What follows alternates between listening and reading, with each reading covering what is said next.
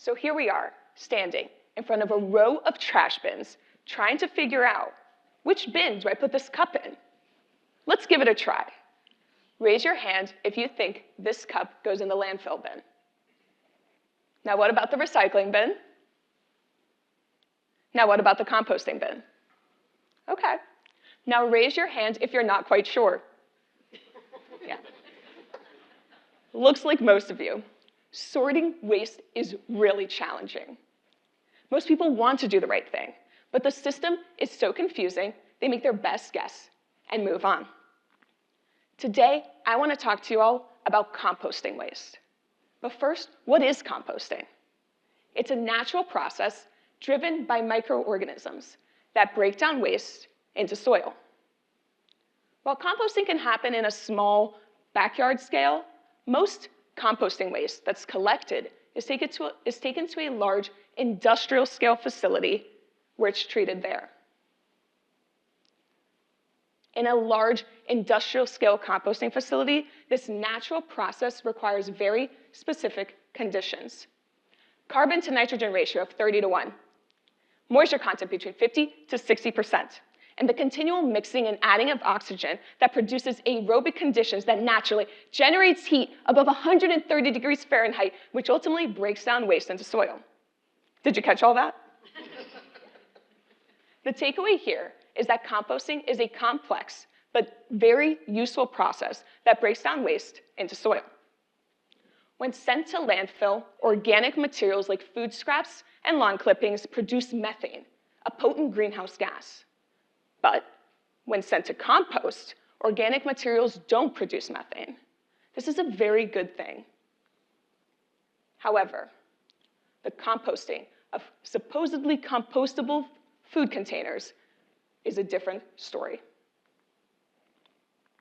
The idea of compostable packaging is a lovely one. We imagine that the cups, bowls, plates, spoons, utensils, and straws that we use to eat our food, and then so carefully placed in the composting bin, will be sent to a facility where it will break down, turn into soil, and return to our food system. However, I'm here to deliver some bad news. The majority of the infrastructure in the United States cannot manage this type of waste. About 90% of all composting facilities reject compostable packaging. So it's sent to landfill where it doesn't biodegrade, it's not composted, and it certainly does not turn into food. Long story short, compostable packaging, for the most part, does not get composted. I uncovered this problem at my last job. I launched the sustainability program for the largest food delivery platform in the world. There was regulatory pressure, competition, and consumer demand to find something more sustainable than the single-use plastic so popularly used in food delivery. Compostable packaging seemed like the optimal choice. It looked good, it felt good, and surely it had to be better than the alternative, right? Turns out there are 3 pervasive issues with compostable packaging. It's not standardized, there's little to no regulatory oversight, and there's a misalignment between composters and manufacturers. The materials used to make compostable packaging vary widely, from plant-based plastics to plant-based fibers to even some fake lookalikes, all with variability of actually breaking down.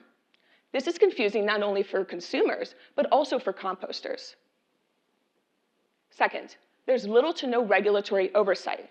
While the FTC does have some guidelines on how to market compostable products, there's no national regulation of what a compostable product is, what materials can be used to make it, or what standards an item must meet to be considered compostable.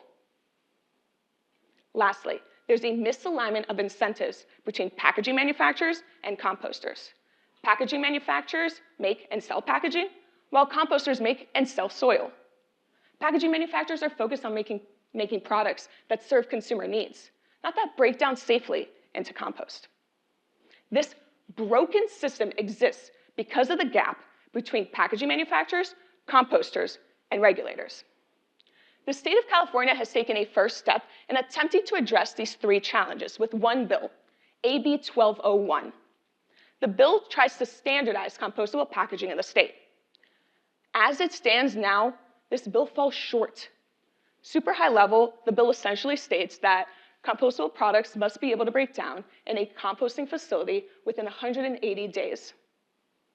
This means that packaging manufacturers can make products that last 180 days. That's 6 months in a composting facility. Meanwhile, new technologies have improved the processing time in composting facilities from 180 to less than 90 days, which means if these facilities were to introduce compostable packaging into their services, it would more than double their processing time. No wonder composters don't want consumer packaging waste in their composting streams. But it's not just a matter of processing time. Composters also reject compostable products because it introduces contamination without providing additional nutrients into the soil. For example, composting waste is often contaminated with other material types, particularly things like plastic, which don't break down in a composting system.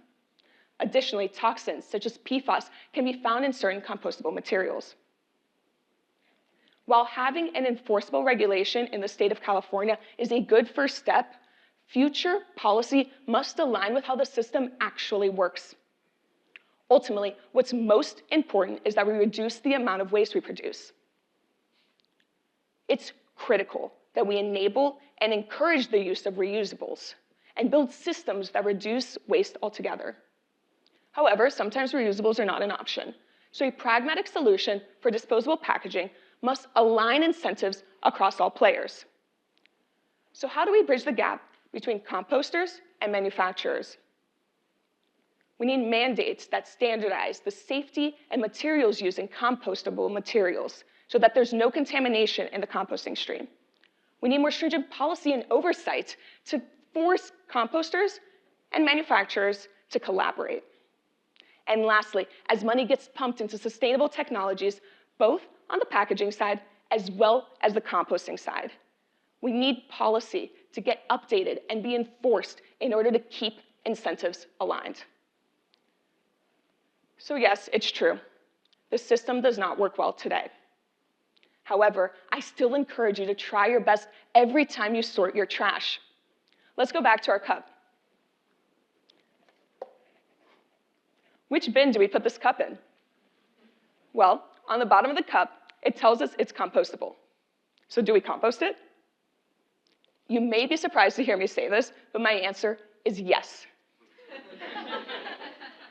As I mentioned, there's a lot of innovation happening in the system today, both on the composting side and on the packaging side. That innovation is driven by the demand shown by consumers. So yes, the system does not work well today, but it doesn't mean it won't in the future. What's most important is that we continue to show the demand for more stringent policy that ensures that compostable packaging can actually be composted. Together, we can all help reduce our waste. Thank you.